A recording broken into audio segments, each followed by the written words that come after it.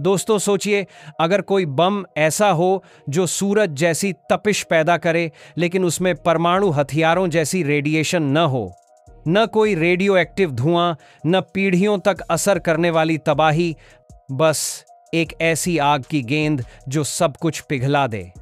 सुनकर यह किसी साइंस फिक्शन फिल्म जैसा लगता है, लेकिन हकीकत में चीन ने दुनिया को चौंकाते हुए ऐसा हथियार बना लिया है। हाल के वर्षों में चीन ने अपने छठी पीढ़ी के फाइटर जेट और हाइपरसोनिक मिसाइल से दुनिया का ध्यान खींचा था। अब उसने एक और कदम उठाया है, और इस बार हथियार ऐसा है जो भविष्य की जंग के तरीके ही बदल सकता है। यह है एक नया हाइड्रोजन आधारित विस्फोटक, वजन में सिर्फ 2 किलो, यानी एक बड़े लैपटॉप जितना। लेकिन जब यह सक्रिय होता है तो तापमान 1000 डिग्री सेल्सियस से भी ऊपर चला जाता है। इतना ज्यादा कि धातु को पिघला दे, इलेक्ट्रॉनिक्स को जला दे और किसी भी मजबूत संरचना को कमजोर कर दे।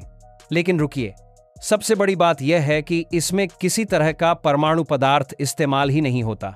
यह न तो पारंपरिक एटम बम की तरह फिशन पर काम करता है, न ही हाइड्रोजन बम की तरह फ्यूजन पर। इसके पीछे है एक चतुर केमिकल ट्रिक। इसमें इस्तेमाल होता है मैग्नीशियम हाइड्राइड नाम का यौगिक। जब इसे गर्म किया जाता है तो यह तेजी से हाइड्रोजन गैस छोड़ता है। वही गैस हवा के ऑक्सीजन से मिलकर तुरंत भड़कतराए गालन के 2 बार करते हैं। जब दोस्तों गैस जाती है और एक आग का गोला बनाती है। फर्क सिर्फ इतना है कि यह गोला तुरंत खत्म नहीं होता, बल्कि 2 सेकंड से ज्यादा तक जलता रहता है। शायद सुनने में 2 सेकंड आपको कम लगे, लेकिन विस्फोटों की दुनिया में यह बहुत लंबा समय है। यही कारण है कि इस हथियार की असली ताकत उसके ब्लास्ट में नहीं, बल्कि उसकी गर्मी और लंबे समय तक जलते रहने में है। पारंपरिक टीएनटी सिर्फ एक झटकेदार धमाका करता है, फिर खत्म हो जाता है। लेकिन यह नया हथियार उस जगह को तपिश से झुलसा देता है, इतना कि एल्यूमिनियम अलॉय जैसी मजबूत धातुएं भी पिघल जाएं।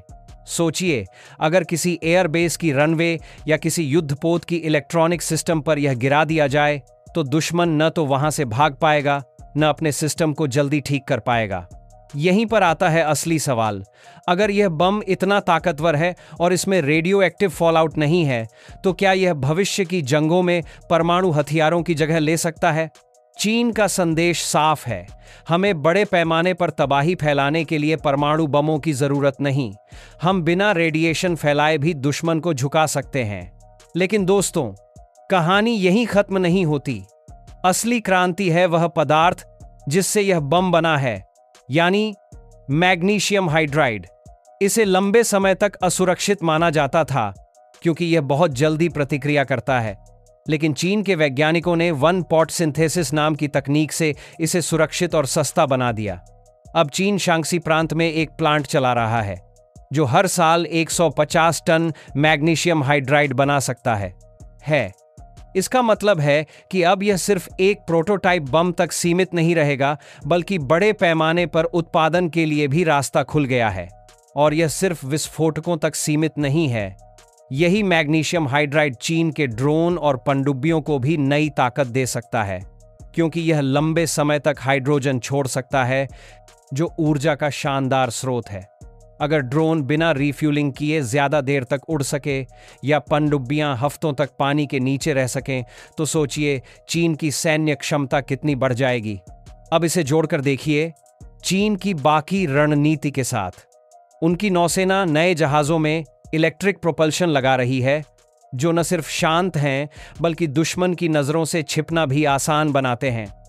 2023 में चीन ने दुनिया का पहला मीथेन ईंधन से चलने वाला रॉकेट भी लॉन्च कर दिया, यानी साफ ऊर्जा को युद्ध और अंतरिक्ष दोनों में इस्तेमाल करने की कोशिश।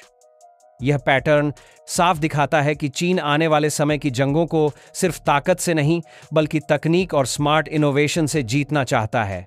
लेकिन दोस्तों, जब चीन इस तरह के प्रयोग कर रहा है, वहीं अमेरिका एक बिल्कुल अलग रास्ता अपना रहा है। अमेरिका ने अपनी नई परमाणु बम श्रृंखला B6113 पर काम तेज कर दिया है। इसकी ताकत 360 किलोटन तक है, यानी हिरोशिमा पर गिराए गए बम से 24 गुना ज्यादा। इसे इतनी जल्दी क्यों बनाया जा रहा है?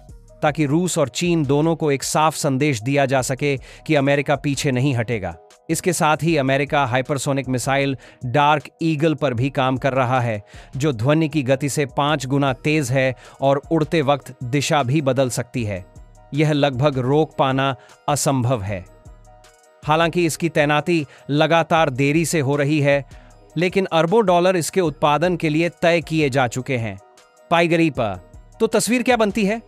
चीन एक ऐसा हथियार ला रहा है जो छोटा है, साफ है और इस्तेमाल करने में कम राजनीतिक खतरा है।